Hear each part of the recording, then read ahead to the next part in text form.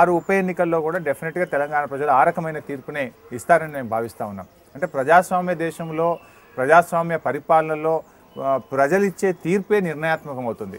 ప్రజా తీర్పుల ద్వారానే ప్రభుత్వాల మెడలు వంచగలుగుతాం, ప్రభుత్వాల ఆలోచనలో మార్పు తెచ్చేటువంటి అవకాశం ఉంటుంది. కనుక మరి ఎందుకంటే పార్టీలు ప్రజల యొక్క తీర్పులకు విరుద్ధంగా ఇంకా కూడా పోతే, ప్రజా తీర్పును చూసైనా కళ్ళు తెరవకపోతే ఆ పార్టీలు చరిత్రలో కాలగర్భంలో కలిసిపోక తప్పదు, చరిత్రలో మిగలకుండా పోతాయి. సో అందువల్ల డెఫినెట్గా ఈ తీర్పులు పరంపర కంటిన్యూస్గా కొనసాగుతూ ఉంది. 12 ఉప ఎన్నికలు కావచ్చు, బాన్స్వాడ ఉప ఎన్నిక కావచ్చు, ఇప్పుడు జరిగేటువంటి ఉప ఎన్నికలు కావచ్చు. తద్వారా మేము డెఫినెట్గా రాష్ట్ర కేంద్ర ప్రభుత్వాల మీద ఒత్తిడి పెంచగలుగుతాం, తెలంగాణ సాధించగలుగుతాం అనేటువంటి విశ్వాసం మాకు.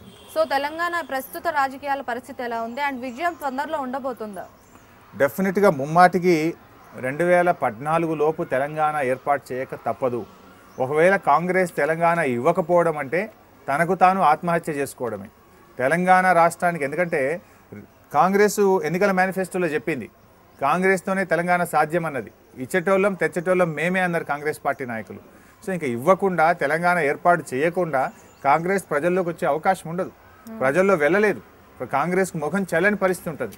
సో డెఫినెట్గా ఇవ్వక తప్పదని మేము భావిస్తున్నాం. ఒకవేళ ఇవ్వకపోతే మాత్రం భూస్థాపితం అయిపోతుంది, కాంగ్రెస్ పార్టీ తుడిచిపెట్టుకుపోయేటువంటి పరిస్థితి మాత్రం ఉంటుంది. సో మీ కాలేజ్ లైఫ్ నుంచి మీ లీడర్షిప్ అనేది స్టార్ట్ అయిందా?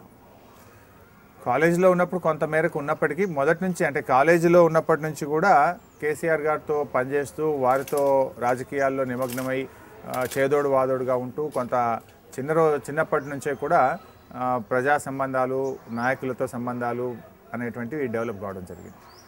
సో ప్రస్తుతం యువత రాజకీయాల్లోకి రావాలనుకుంటున్నారు అనుకోండి, వాళ్ళకి మీరు ఇచ్చే సలహా ఏంటి? సో యువతకు కూడా నేను ఇచ్చే సలహా అందరూ రాజకీయాల్లోకి రావాల్సిందే. ముఖ్యంగా యువకులు, విద్యార్థులు వచ్చినప్పుడే సమాజంలో కొంత మార్పు వచ్చేటువంటి అవకాశం ఉంటుంది. కానీ యువతలో కూడా ఒక నిరాశ, నిస్పృహ, మేము అందుకోగలుగుతామా, మాకు టికెట్ వస్తుందా, ఈ పోటీ రాజకీయాలు మేము తట్టుకోగలుగుతామా అనేటువంటి అనుమానంతో చాలామంది వెనక్కిపోతున్నట్టు అనిపిస్తూ ఉంది. పట్టుదలతో ప్రయత్నం చేస్తే తప్పకుండా ఏదైనా సాధించేటువంటి అవకాశం ఉంటుంది. మొదటిసారి రాకపోయినా రెండవసారి కాకపోయినా మూడవసారి అయినా మనం సాధించగలుగుతాం. వస్తుందా అని మనం దూరంగా ఉండిపోతే ఇంకా దూరంగానే ఉండిపోతాం. సో అట్లా కాకుండా యూ హ్యావ్ టు ట్రై. మీరు ట్రై చేస్తే తప్పకుండా మనం లక్ష్యాన్ని సాధించుకునేటువంటి అవకాశం ఉంటుంది. ముఖ్యంగా ఈరోజు ఈ దేశంలో మెజారిటీ యువతే ఉంది. మరి ఆ యువతనే ముందుకు వచ్చినప్పుడు రాజకీయాల్లో సమూలమైనటువంటి మార్పులు తీసుకురావచ్చు, మరింత మంచి ప్రజాసేవ చేయడానికి అవకాశం ఉంటుంది. చాలా మందికి రాజకీయాలపై ఇంట్రెస్ట్ ఉంది అని చెప్పడానికి బెస్ట్ ఎగ్జాంపుల్ మన ఉస్మానియాలో జరిగిన ఇష్యూ కావచ్చు.